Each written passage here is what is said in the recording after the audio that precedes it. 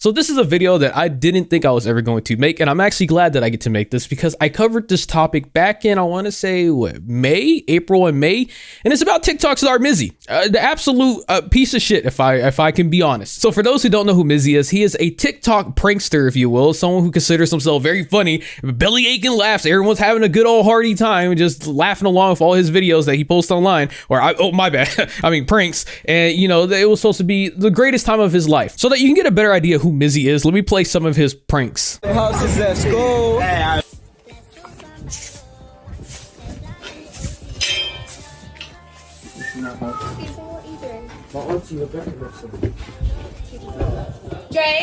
Come to the front door right now, please. James? James? You man, come. Hello, James. We need to speak to James. James. Is this where the study group is? Study group? No. What door number is this? No. Study group? No, 5:30. Come on. Come on, it's big. Come on, guys. Come on. Inside. Wait, this is not where the study group is? I got kids, man. Oh, you got kids? Oh, sorry. Oh, hello. Hi. You got a nice dog. Sorry? You got a nice dog. She's lovely. She's family dog. Don't run away. Big gang, whole lot of gangs. We outside. We outside. We outside. Bro, got this fucking dog. We outside. So did you laugh? Did you find it funny? I mean, who doesn't think taking people's dogs is funny? I mean, come on, that's clearly like comedy 101, right? Obviously not. It's just being an absolute piece of shit, just trying to fuck up someone else's day, and then you hide behind the words prank as if that's supposed to just make all the actions that you just did somehow justifiable. That, oh, well, it's just a prank, bro. It's just a prank, man. Why are you so mad?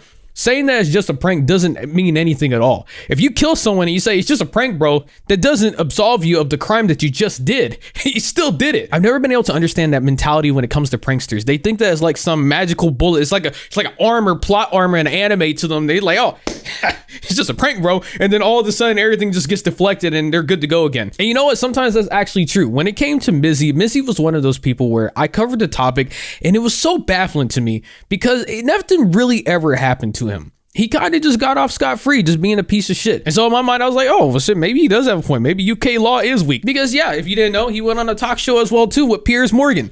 And obviously it didn't go well, but he said that UK law was weak. And to be honest, I was believing it for a hot second, dog. You've been terrorizing all these people for a sustained period of time.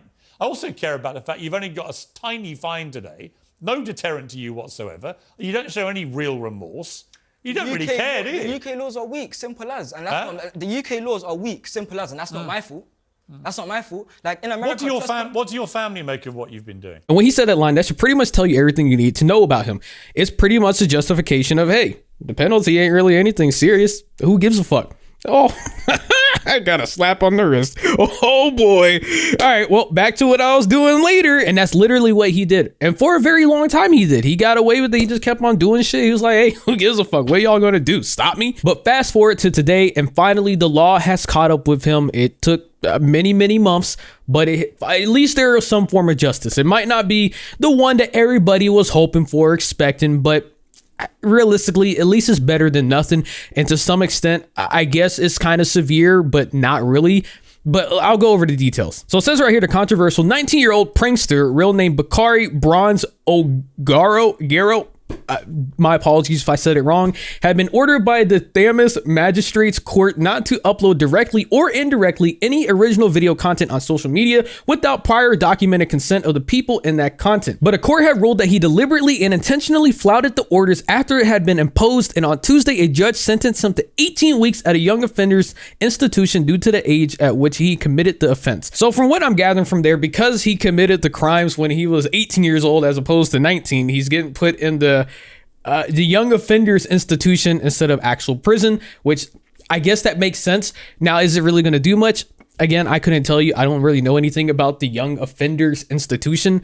I've seen some other videos on it from people who actually do live in the UK, and they said it's not shit and that it's probably not going to do much. So I couldn't really tell you other than from what I've heard, but I think prison honestly would still be better. But for the sake of following their laws and how things operate, it makes sense. It said at the court on Tuesday, Judge Matthew Bone told him that his pranks have been motivated by a desire to be famous, which is true, but caused significant harm and distress to others. The judge concluded, put bluntly, your pranks are not funny. And he should have added, be like, they're not even pranks. He should have added that, but hey, it is what it is. That's just my thoughts.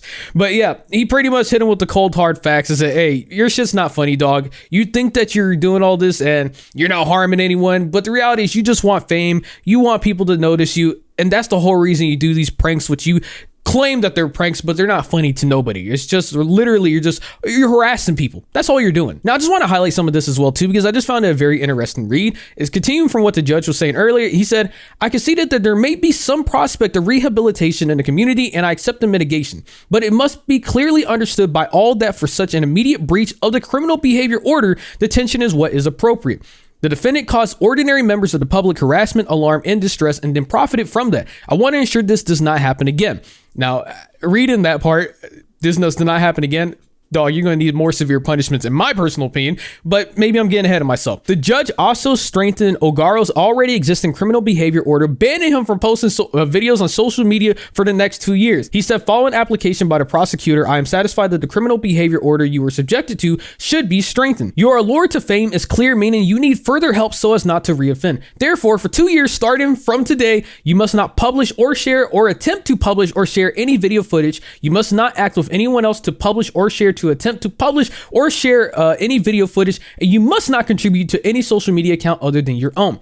You must not trespass on any private property or enter the E20 postcode area of London unless traveling on public transport for prearranged child arrangements. Now, I know some people reading this, they're like, what the fuck are you talking about, child arrangements? We'll get to that in a second. Anyways, this part right here, I guess it's something.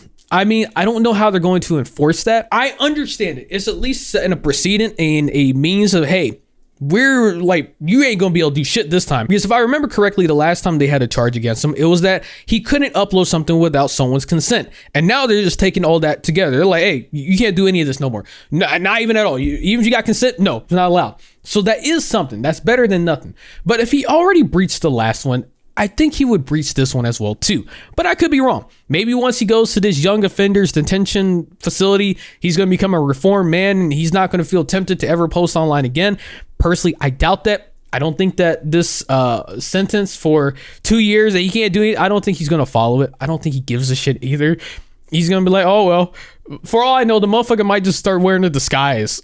He'd be like, hey, you didn't say anything about wearing a disguise and going under new names and shit like that. This sounds like some shit he would do, but it's just my opinion. So I just want to cover this part real quick as well too, and it's just very interesting to see some of the defendant points to defend Mizzy and pretty much explain his case. It said it was urged to the court to consider Mizzy's young age and his personal circumstances. He said Mr. O'Garo is 19 years old and he was 18 at the time of offending.